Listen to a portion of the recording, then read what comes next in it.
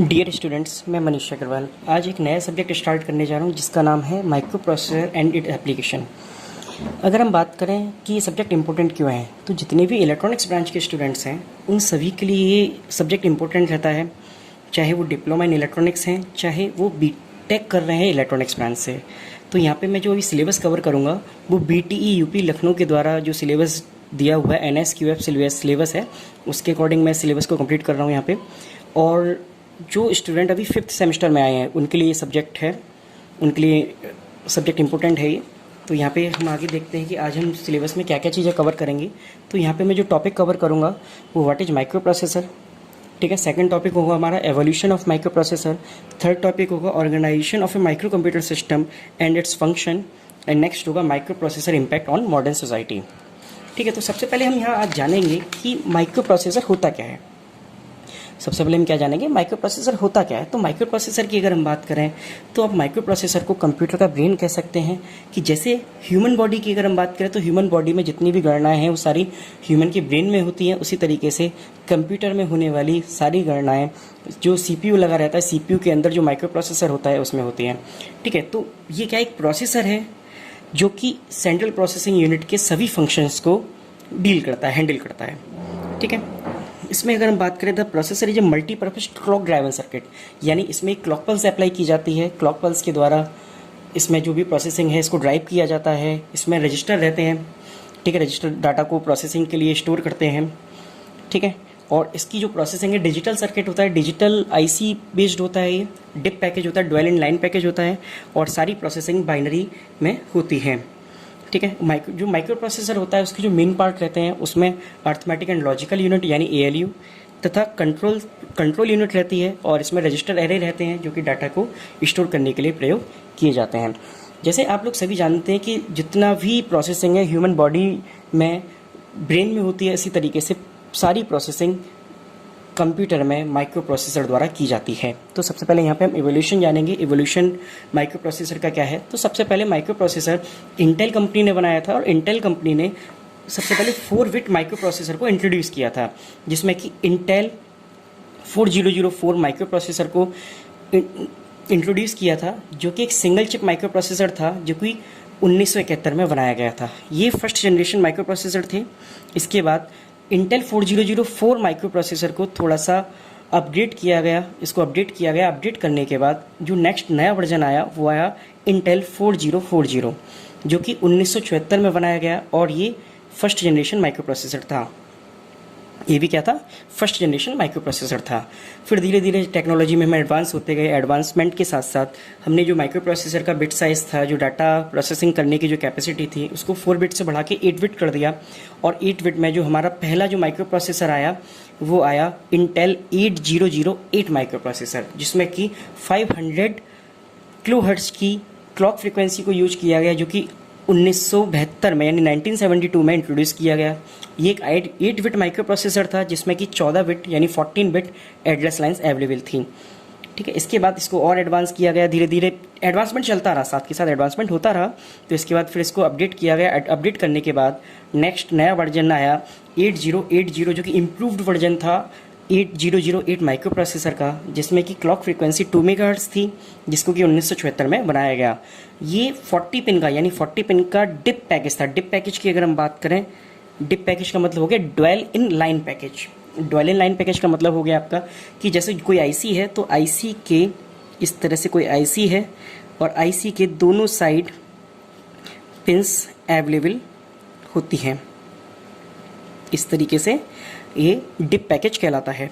इसके बाद next improve किया गया और 8080 को, तो नेक्स्ट बना 8085 माइक्रो प्रोसेसर, जिसको कि मदर ऑफ माइक्रो प्रोसेसर कहा जाता है, यानी ये बेसिक है सारे प्रोसेसर का। इसके बाद इसको अभी भी फ़िलहाल आपके सिलेबस में भी ये आगे आएगा 8085 माइक्रो प्रोसेसर, ठीक है। ये भी 40 पिन का एक IC पैकेज है, डिप पैकेज है, जिसमें कि 16 बिट एड्रेस लाइन होती है, ठीक। इसको 1976 में बनाया गया, और इसमें जो क्लॉक फ्रीक्वेंसी यूज की गई वो 3 मेगाहर्ट्ज़ यूज की गई। ये सेकंड जनरेशन माइक्रो प्रोसेसर था। इसके बाद मोटोरोला कंपनी जिसने कि पहला मोबाइल फ़ोन बनाया था, उसने भी अपना धीरे धीरे एक माइक्रो प्रोसेसर निकाला, जो कि माइक्रो प्रोसेसर उन्होंने लॉन्च किया। वो 6800 सीरीज के माइक्रो प्रोसेसर थे, 8 बिट माइक्रो प्रोसेसर थे और इनको 1974 में लॉन्च किया गया। इसमें 72 इंस्ट्रक्शन का सेट था। अब सारी जितने भी माइक्रो प्रोसेसर होते हैं वो सभी माइक्रो प्रोसेसर एक इंस्ट्रक्शन सेट होता है जिनको कि अप्लाई किया जाता है, प्रोग्रामिंग की जाती है जिनकी हेल्प से, उसके द्वारा ये माइक्रो प्रोसेसर वर्क करते हैं। 18 बिट के बाद फिर हम और टेक्नोलॉजी में एडवांस हुए। एडवांस होने के साथ साथ हमने 16 बिट माइक्रो प्रोसेसर को लॉन्च किया। इंटेल ने 8086 माइक्रो प्रोसेसर लॉन्च किया जो कि एक 16 बिट माइक्रो प्रोसेसर था, ठीक है, जिसमें 20 बिट की एड्रेस लाइन थी। इनको 1978 में डिज़ाइन किया गया जिसमें कि क्लॉक फ्रीक्वेंसी 4.77 मेगाहर्ट्ज़ की थी। ये एक थर्ड जनरेशन माइक्रो प्रोसेसर था। इसको थोड़ा सा और एडवांस हुआ। एडवांस के साथ साथ इंटेल ने 8088 माइक्रो प्रोसेसर लॉन्च किया जो कि 8086 माइक्रो प्रोसेसर से काफ़ी सस्ता था, इसलिए इसको cheaper version of 8086 micro processor भी बोला जाता है। यह 8 बिट एक्सटर्नल बस इसमें साथ में थी, ठीक है, और इसको 1979 में लॉन्च किया गया। ये एक थर्ड जनरेशन माइक्रो प्रोसेसर था। इसके बाद इंटेल ने नया एक माइक्रो प्रोसेसर निकाला, नई सीरीज लॉन्च की जिसमें कि 80186 और 80188 सीरीज के माइक्रो प्रोसेसर लॉन्च किए, जिसमें कि क्लॉक फ्रीक्वेंसी 6 मेगाहर्ट्ज़ थी और इसमें एडिशनल कंपोनेंट्स कुछ ऐड किए गए जिससे कि इनकी प्रोसेसिंग को आसान बनाया जा सके और बहुत फास्ट इसमें प्रोसेसिंग की जा सके, जिसमें कि इंटरप्ट कंट्रोलर इसमें लगाया गया, इंट्रोड्यूस किया गया, क्लॉक जनरेटर इसमें दिया गया, लोकल बस इसमें लगाई गई और काउंटर्स का भी इसमें प्रयोग किया गया। इसके बाद इंटेल ने 80286 सीरीज के माइक्रो प्रोसेसर लॉन्च किए। ये भी 16 बिट माइक्रो प्रोसेसर थे और इनमें 24 बिट की एड्रेस लाइन अवेलेबल थी। इनके लिए क्लॉक फ्रीक्वेंसी 8 मेगाहर्ट्ज़ थी, ठीक है, और थर्ड जनरेशन के माइक्रो प्रोसेसर थे। इसके बाद 32 बिट माइक्रो प्रोसेसर लॉन्च हुए। 32 बिट माइक्रो प्रोसेसर में इंटेल ने 80386 माइक्रो प्रोसेसर सीरीज निकाली जिसमें कि क्लॉक फ्रीक्वेंसी 16 मेगाहर्ट्ज़ थी तथा 16 मेगाहर्ट्ज़ से 33 मेगाहर्ट्ज़ तक फ्रीक्वेंसी थी। फोर्थ जनरेशन माइक्रो प्रोसेसर कहलाए ये। इसके बाद 80486 माइक्रो प्रोसेसर लॉन्च हुए जो कि 8 KB कैश मेमोरी इनमें अवेलेबल थी, जिनमें की जो क्लॉक फ्रीक्वेंसी थी वो 16 megahertz to 100 megahertz clock frequency available थी।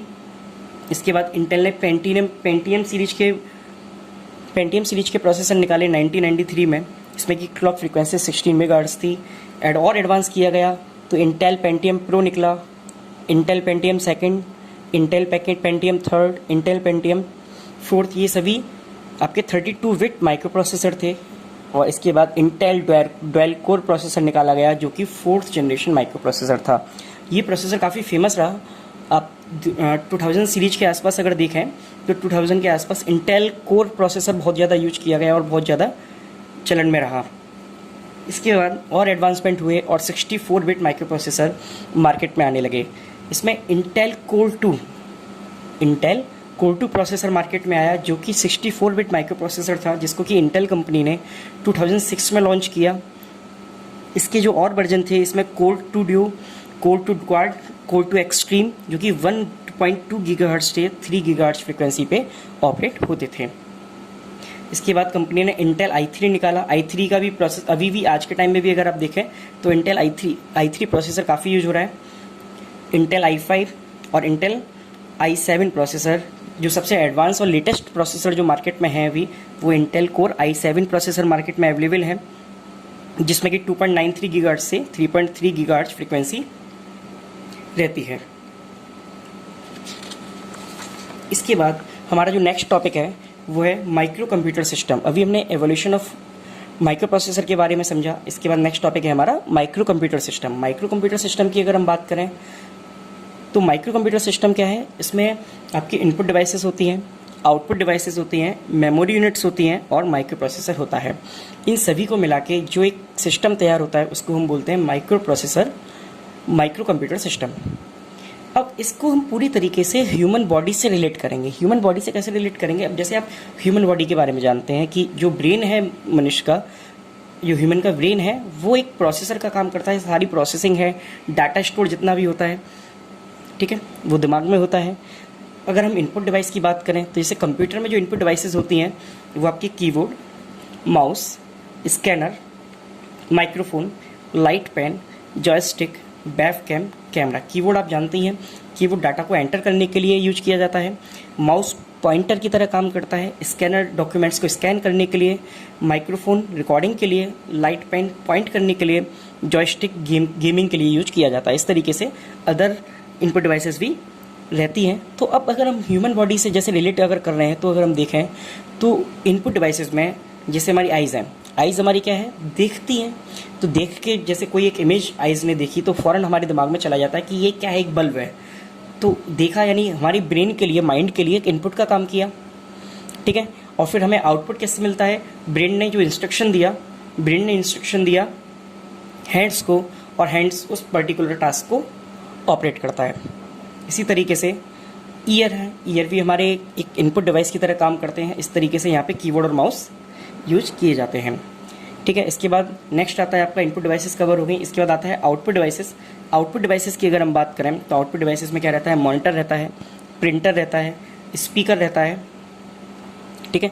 ये सारी आउटपुट डिवाइसेस हैं। साथ में प्लॉटर की अगर हम बात करें तो जो बड़े बड़े पैम्पलेट्स वगैरह रहती हैं और होर्डिंग्स वगैरह जो डिज़ाइन की जाती हैं, बनाई जाती हैं, वो सब प्लॉटर से प्रिंट की जाती हैं। हेडफोन हो गए, प्रोजेक्टर हो गया, ठीक है, साउंड कार्ड, वीडियो कार्ड, ये सभी एक आउटपुट डिवाइसेस हैं, ठीक है। माइक्रो कंप्यूटर में इनपुट आउटपुट डिवाइसेस हो गई। मेमोरी डिवाइसेस की अगर हम बात करें तो मेमोरी डिवाइसेस में क्या रहता है, रैम हो गया, रोम हो गया, हार्ड डिस्क हो गई, ये सभी डिवाइसेस आपकी मेमोरी डिवाइसेस कहलाती हैं।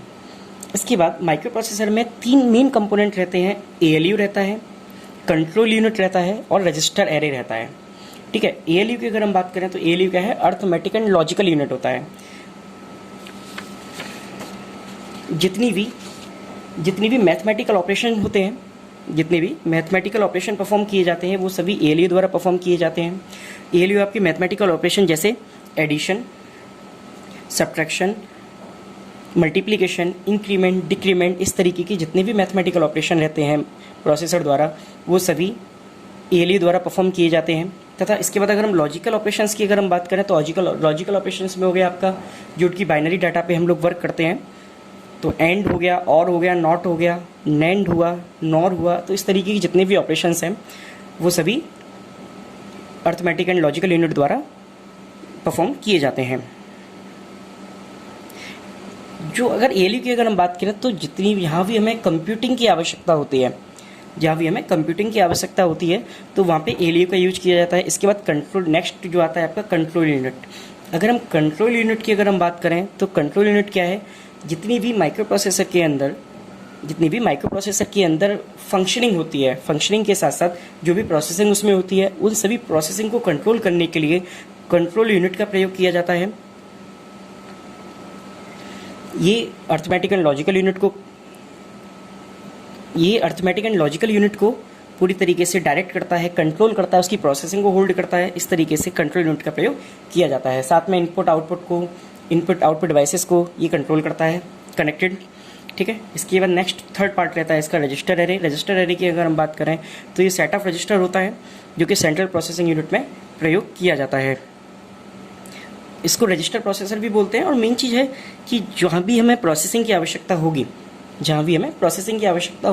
वहाँ पे हमें रजिस्टर्स का यूज करना होगा, क्योंकि डाटा को सबसे पहले हमें स्टोर करना होगा। अगर हम एक एग्जांपल लेके चलें कि अगर ह्यूमन ब्रेन में अगर हमारे पास अगर मेमोरी नहीं होती तो क्या हम डाटा को स्टोर कर पाते? नहीं, ये पॉसिबल नहीं है। क्योंकि जब तक मैंने एग्जाम्पल के तौर पर हम लेके चलते हैं कि मैंने पूछा 2 + 2 कितने होते हैं, ठीक है। आप मानो आपके पास बहुत फास्टिंग कैलकुलेशन है, आप बहुत फास्ट कैलकुलेट कर सकते हैं, लेकिन अगर आपके पास मेमोरी नहीं है तो आपके दिमाग में ये लाइन रहेगी जो मैंने बोला है, क्या 2 + 2 कितने होते हैं? नहीं रहेगी। तो इसलिए जितने भी माइक्रो प्रोसेसर होते हैं, माइक्रो प्रोसेसर के लिए हमें मेमोरी की आवश्यकता होती है। मेमोरी हम रजिस्टर्स के रूप में यूज करते हैं, ठीक है। एरे की अगर हम बात करें तो एरे क्या हो गया, सेट ऑफ रजिस्टर हो गया, ठीक है। अब इस तरीके से ही आपका माइक्रो कंप्यूटर सिस्टम कवर हुआ। माइक्रो कंप्यूटर सिस्टम में आपने इनपुट डिवाइसेस के बारे में जाना, आउटपुट डिवाइसेस के बारे में जाना, ठीक है, मेमोरी यूनिट के बारे में जाना, ALU जाना, कंट्रोल यूनिट जाना और रजिस्टर एरे आपने जाना अच्छे से, ठीक है। इसके बाद इसमें जो लास्ट टॉपिक हमारा है वो है आपका impact on modern society. Impact on modern society की अगर हम बात करें तो माइक्रो प्रोसेसर का इम्पैक्ट मॉडर्न सोसाइटी पे क्या है। अगर आप छोटी सी अगर हम एक एग्जांपल लेके चलते हैं कि आज से करीब 40 साल पहले, 50 साल पहले जब कंप्यूटर मार्केट में आए थे तो उस टाइम पे कंप्यूटर का साइज बहुत बड़ा हुआ करता था। उनमें वैक्यूम ट्यूब्स का यूज किया जाता था और उनको ऑपरेट करने के लिए आधे सिटी की लाइट बंद करनी पड़ती थी, तब जाके हो पाता था, ऑपरेट हो पाता था, ऑन हो पाता था। ठीक है, अब लेकिन आज के टाइम पे हम देखें तो हमारे सभी के पॉकेट में फ़ोन है जिसमें कि माइक्रो प्रोसेसर होता है। ठीक है, तो यानी साइज बहुत छोटा हो गया। ठीक है, तो हम आराम से कहीं भी फ़ोन को लेके घूम सकते हैं। हमारे पास जितनी भी डिजिटल वॉच आ रही हैं, डिजिटल वॉच में प्रोसेसर होता है। लैपटॉप है, लैपटॉप में प्रोसेसर है। ठीक है, पीसी होते हैं, पीसी में प्रोसेसर है। और ये बहुत ही इनके साइज बहुत ही कॉम्पैक्ट हो चुके हैं। आप भी अगर एक माइक्रो प्रोसेसर की आईसी अगर देखेंगे तो एक 40 पिन का पैकेज होता है। अभी लेटेस्ट जो आ रहे हैं उनमें 80 पिन और उससे भी ज़्यादा पिन होती हैं, 80 पिन से ज़्यादा भी पिन होती हैं। तो हम सकते हैं कि माइक्रो प्रोसेसर के द्वारा हमारी जो लाइफ स्टाइल है बहुत आसान हुई है। हम बहुत कम समय में बहुत फास्ट प्रोसेसिंग कर सकते हैं।